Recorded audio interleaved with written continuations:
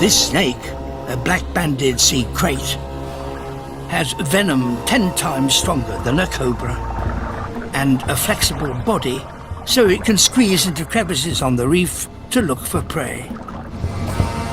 Yet hunting fast prey is not one of its abilities. It's slow with poor eyesight, hardly the deadliest of assassins. If only it were fast and agile.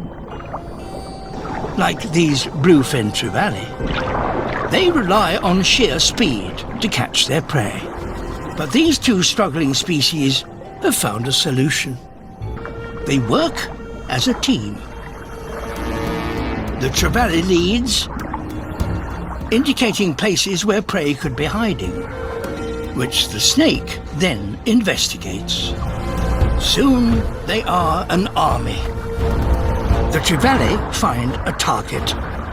The snakes head in, and the trevally cover the escape routes. There's nowhere left to hide.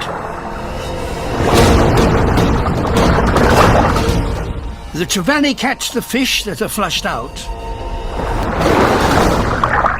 and the snake eats anything left inside.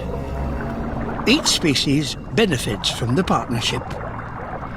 The hunts are so successful that they attract hundreds of trevally and snakes.